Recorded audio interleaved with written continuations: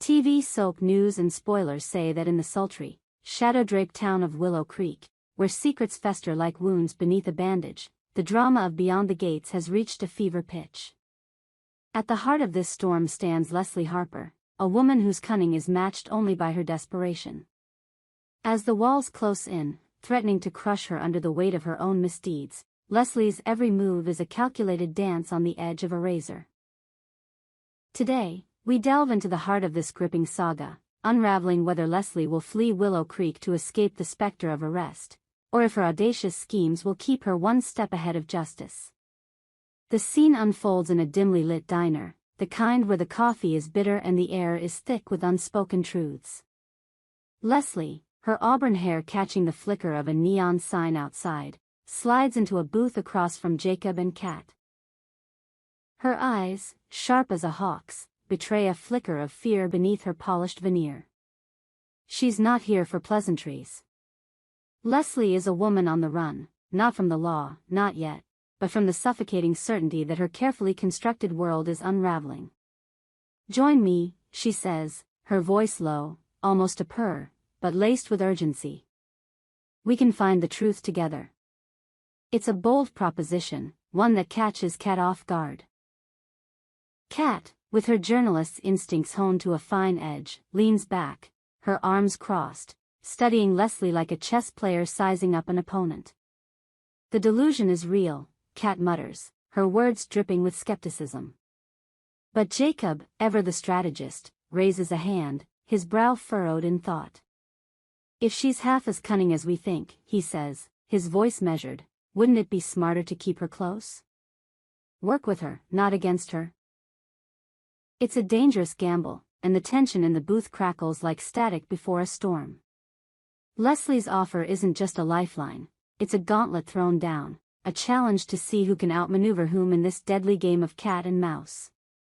The seeds of Leslie's predicament were sown days earlier, in a moment so innocuous it could have been overlooked.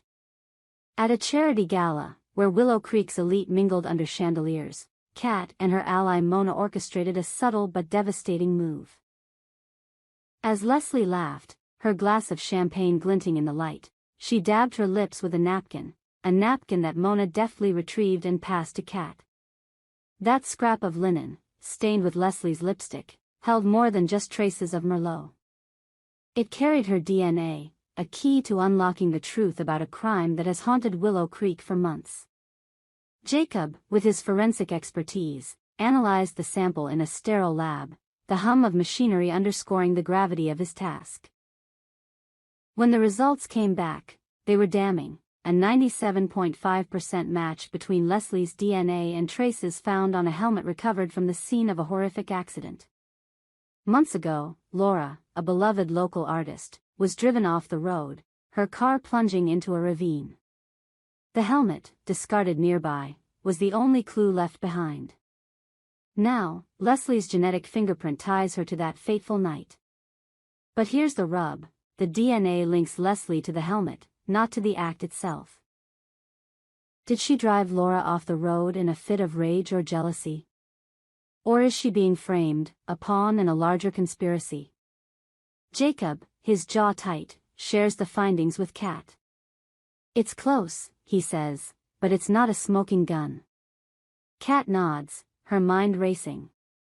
The evidence is a noose tightening around Leslie's neck, but it's not yet cinched. Leslie is no fool. She's a mastermind, a woman who has navigated Willow Creek's treacherous social waters with the grace of a swan and the ruthlessness of a shark. She knows the DNA evidence is out there, lurking like a predator in the shadows. She's seen the way Kat and Jacob exchange glances, the way their questions grow sharper, more pointed. The walls are closing in, and Leslie can feel the cold breath of justice on her neck. That's why she's here, in this diner, making her audacious pitch. It's not just about survival, it's about control. By offering to join Kat and Jacob's investigation, Leslie is attempting to rewrite the narrative, to position herself as an ally rather than a suspect. It's a move so bold it borders on reckless, but Leslie has always thrived on the edge of chaos. She knows that if she can convince them to trust her, even for a moment, she might buy herself enough time to slip through their fingers. But Kat isn't buying it. "You think you can waltz in here and play us?" she snaps, her voice cutting through the diner's hum. "We know what you did, Leslie. Or at least, we're close." Leslie's smile doesn't waver, but her fingers tighten around her coffee mug, betraying a flicker of unease. "You have nothing," she says, her tone icy. "A napkin? A helmet? That's not proof. That's a theory." Jacob leans forward, his eyes locked on Leslie's. "Theories have a way of becoming truths," he says quietly. "And when they do, there's nowhere left to run." To understand Leslie's desperation, we must rewind to the night Laura's car careened into the ravine. Laura was more than just an artist, she was a beacon of light in Willow Creek, a woman whose paintings captured the town's soul. Her death sent shockwaves through the community, and whispers of foul play soon followed. The helmet, found tangled in the underbrush, was the only tangible clue. Scratched and dented, it bore traces of DNA that, until now, remained unidentified. Leslie and Laura had history, a tangled web of rivalry and resentment. Laura's success, her effortless charm, grated on Leslie, whose own ambitions were often thwarted by her ruthless reputation. Rumors swirled that Leslie coveted Laura's life, her acclaim, her relationships, her place in Willow Creek's heart. Did that envy drive Leslie to commit an unthinkable act? Or is she a scapegoat, targeted by someone with a vendetta of their own? Kat and Jacob have spent months piecing together the puzzle, their investigation a labyrinth of dead ends and half-truths. The DNA match is their biggest break yet, but it's also a double-edged sword. If they move too quickly, they risk tipping their hand, giving Leslie the chance to flee. If they wait too long, they might lose her altogether. As Friday dawns, Leslie's desperation reaches a crescendo. She seeks out Eva, her estranged sister, in a moment that crackles with emotional intensity. Eva, whose loyalty to Leslie has been tested by years of betrayal, stands in the doorway of her modest home, her arms crossed. The air between them is heavy with unspoken pain. "I'm sorry," Leslie says, her voice breaking. "For everything." It's a rare moment of vulnerability, one that catches Eva off guard. Leslie's eyes glisten with unshed tears, and for a moment, it seems she might confess. Not just to Eva, but to the weight of her sins. But the moment passes, and Leslie's mask slips back into place. "I might have to leave," she says softly. "For a while." Eva's expression hardens. "Running won't fix this, Leslie," she says. "Whatever you did, it'll follow you." The words hang between them, a prophecy and a warning. Leslie nods, her lips pressed into a thin line, and turns away. As she walks down the path, her heels clicking against the pavement, Eva watches, her heart torn between love and betrayal. Is this Leslie's goodbye? Is she preparing to flee Willow Creek, to vanish into the night before Kat and Jacob can close their trap? Or is it another feint, a performance designed to buy her time? Back at the diner, Kat and Jacob weigh their options.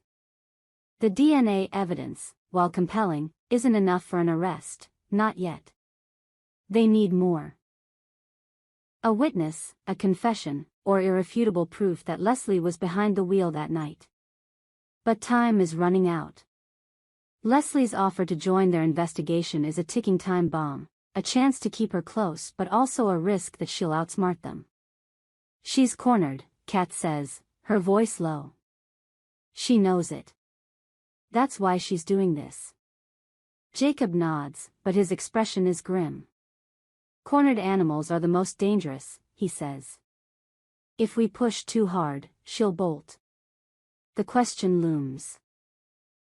Will Leslie stay and fight, using her cunning to deflect suspicion? Or will she slip away, leaving Willow Creek, and her sins, behind?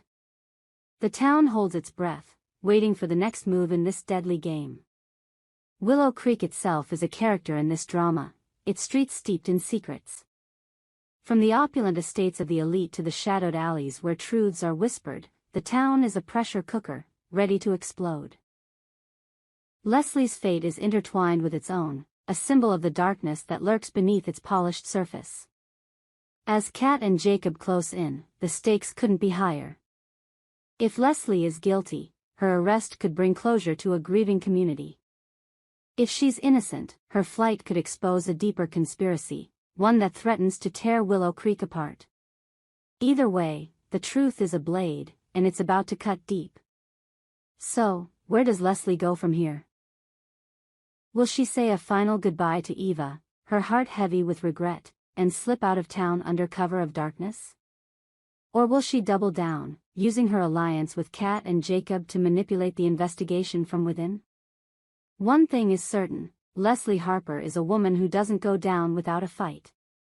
As the sun sets over Willow Creek, casting long shadows across its quiet streets, the stage is set for a reckoning.